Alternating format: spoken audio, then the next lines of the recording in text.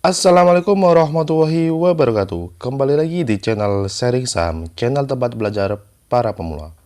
Video kali ini saya akan mengulas 3 sektor saham pada sektor farmasi, di mana saham-saham tersebut melejit lebih tinggi pada saat pemerintah mencanangkan akan memproduksi vaksin COVID-19 secara massal. Apa saja saham tersebut? Check it out. Saham yang pertama adalah INAF atau PT Indofarma Tbk, di mana harga terakhir pada saat video ini dibuat adalah Rp3.370 per lembar.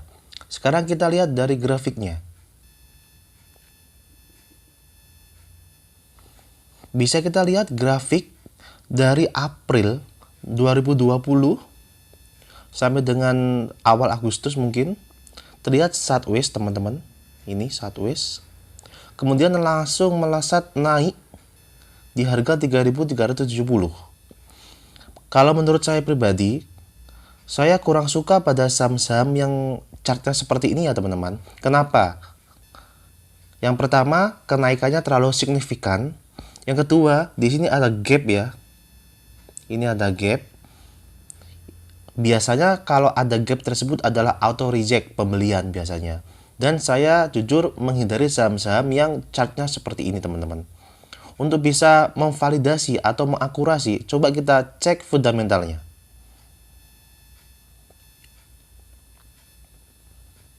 Nah, di sini saya menggunakan screener Indo Premier ya.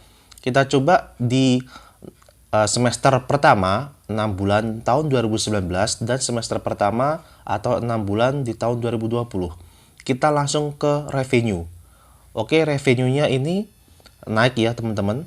Ini dari 368,8 miliar naik 447,3 miliar. Kemudian kita ke net profit lah. Ini net profit ini adalah laba bersih. Oh, ternyata minus ya teman-teman. Minus 24. Kemudian minus lagi min 4,7. Nah, ketahuan. Kemudian IPS-nya juga minus. Minus. Per-nya juga minus. Kemudian ROE juga minus. Jadi secara fundamental saham INAF atau kondisi perusahaan INAF kurang bagus ya teman-teman.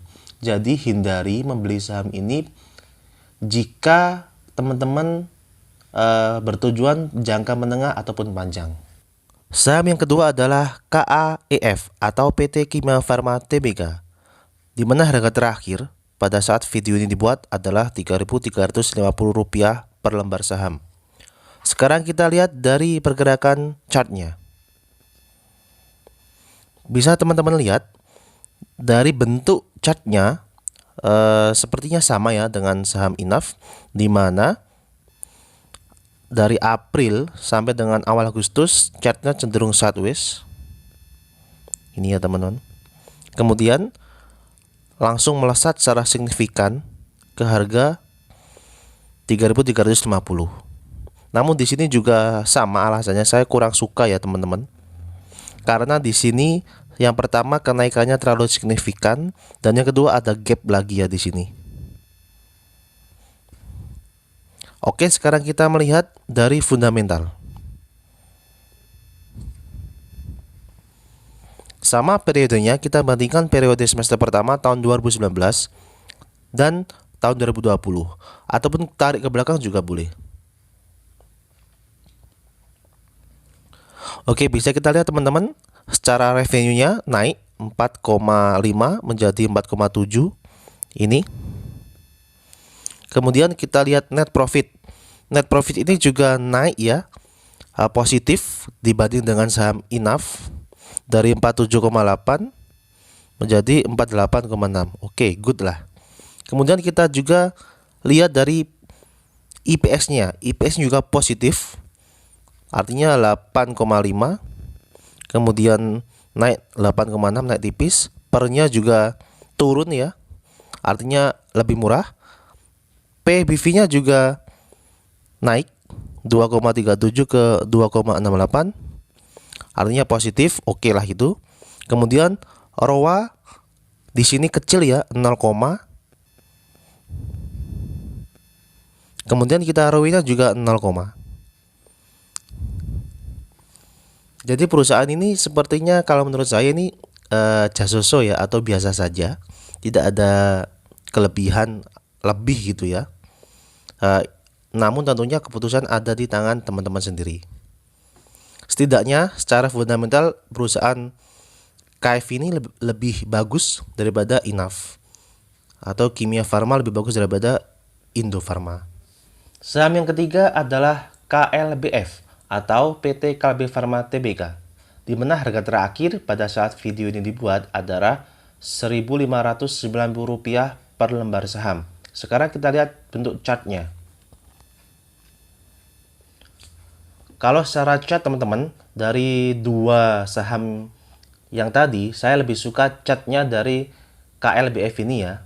Kenapa? Karena secara konsisten itu chartnya naik, namun naiknya itu landai teman-teman. Kenaikan seperti ini itu sangat bagus ya teman-teman. Daripada yang tipe awalnya sideways, datar, kemudian langsung naik, itu saya kurang setuju. Kemudian yang kedua, ini terlihat jarak pattern atau candlesticknya juga rapat ya teman-teman. Rapat, ini juga rapat, artinya perusahaan ini liquid. Bagus lah kalau dari chartnya. Saya lebih suka KLBF ini daripada dua perusahaan tadi. Oke, sekarang kita lihat dari fundamental. Dari fundamental sendiri kita bisa lihat revenue-nya naik sedikit ya, dari 11,2 menjadi 11,6, tapi tinggi ya, 11 triliunan. Kemudian kita lihat dari net profit. Net profit juga sudah mencapai triliunan ya, sangat bagus, dari 1,3 menjadi 1,4 ya. Kemudian kita lihat dari dividen, dividen juga ada, kemudian EPS-nya juga bagus, 26 menjadi 29. Oke, kemudian kita lihat pernya juga, selisihnya juga tidak berbeda jauh. Kemudian jika kita lihat dari PBV-nya juga turun sedikit, 4,4 menjadi 4,3. Artinya perusahaan ini untuk harga sekarang 4,3 kali lebih mahal daripada harga aslinya atau future value-nya. Kemudian kita lihat ROA-nya juga bagus ya, bisa menembus 6, di atas 5. Kemudian ROE-nya juga bagus, berkisar di angka 8 ya, artinya juga tidak terlalu rendah-rendah amat. Secara fundamental, secara keseluruhan juga bagus, kuat. Dari ketiga saham tersebut, kalau saya secara pandangan investor untuk jangka menengah dan panjang, saya lebih suka mengakumulasi atau menabung saham KLBF daripada kedua saham yang tadi. Namun tentunya itu bergantung pada profil resiko teman-teman. Silakan teman-teman pilih sesuai dengan profil resiko dan tujuan teman-teman sendiri. Namun jangan lupa dahulukan edukasi, dahulukan literasi. Semoga video ini bermanfaat. Jika teman-teman ingin join atau gabung di grup kami, silakan gabung di grup Telegram kami yang akan saya sertakan di link deskripsi. Support terus channel ini dengan cara like, subscribe, komen, dan share. Terima kasih. Wassalamualaikum warahmatullahi wabarakatuh. Salam investasi.